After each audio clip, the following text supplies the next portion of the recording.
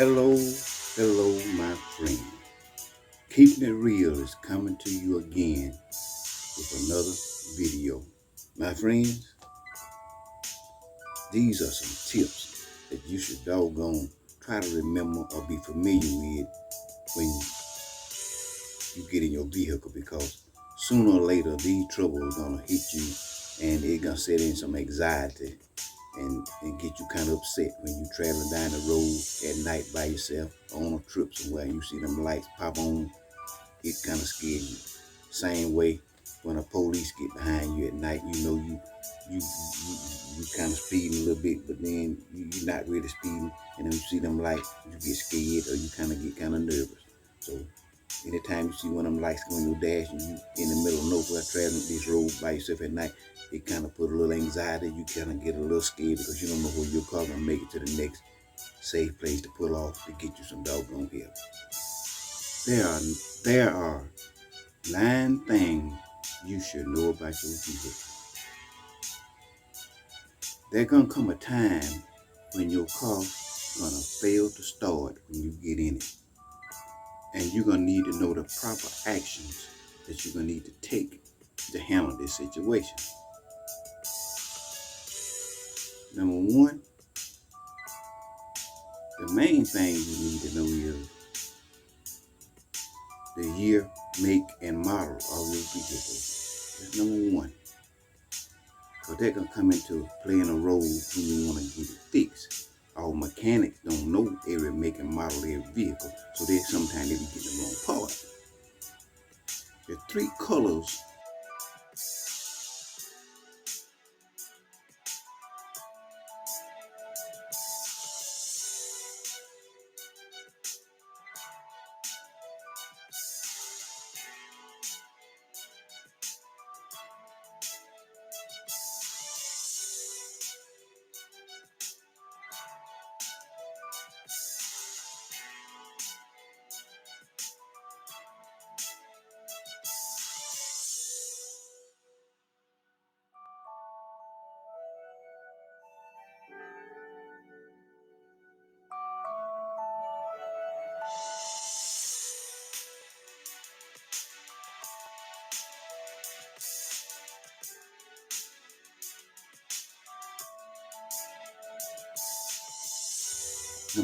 Number 2, when the battery light come on, your car gonna fail to start. And what that mean is your battery cable on your battery is loose, or you got corrosion on your battery.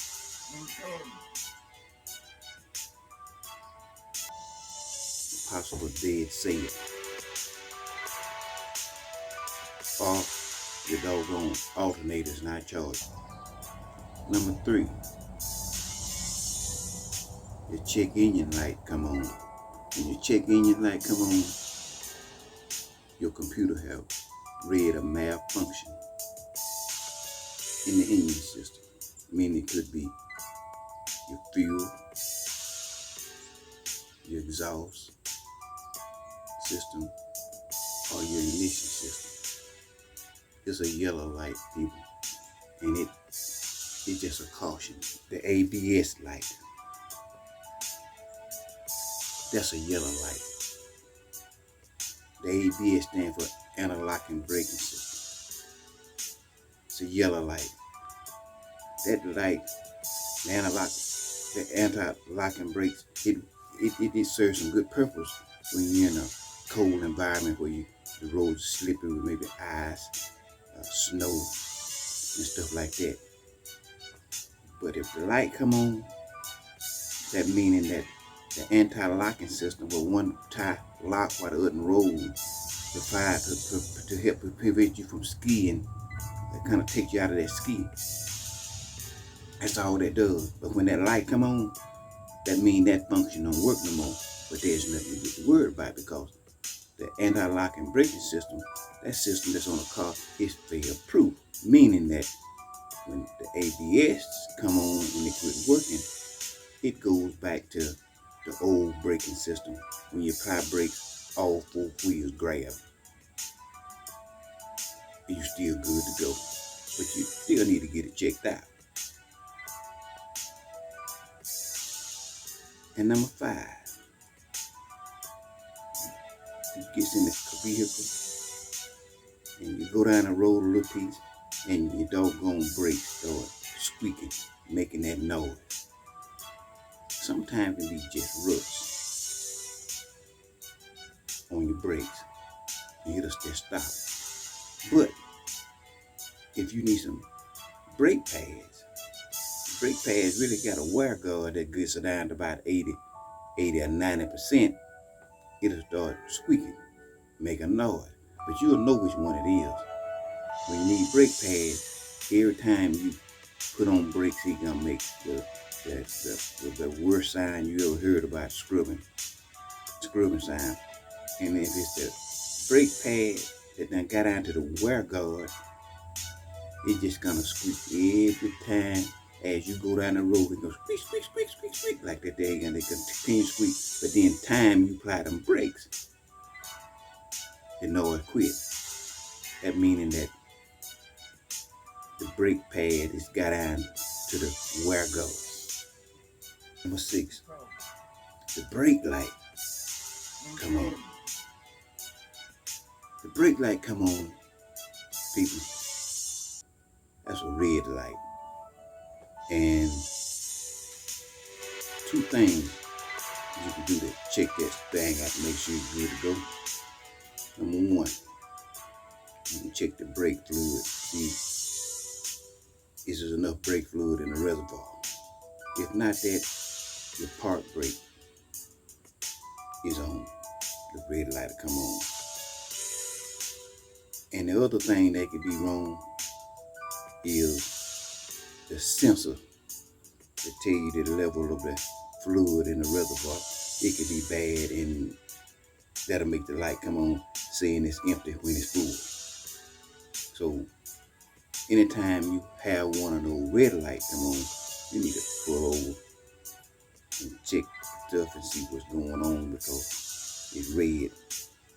Could get yourself hurt or killed, hurt somebody else. Number 7, your tire pressure. And that's a yellow light, tire pressure. These new vehicles, they have tire pressure lights. Kind of dummy proof it, you doggone light come on, you put air in the tire. But the worst thing you can do is overfill that tire. When you overfill that tire, you can cause the tire, still can cause it to wear the tire out. Another thing, if you don't put enough air in there, it can cause the tire to go flat or even a blowout. So the best thing to do is just get your one of them $2 or $3 air gauge, and when you put the air in there, just check it to make sure you got the proper amount of air, and then you'll be all right. Number 8, one more thing you need to know.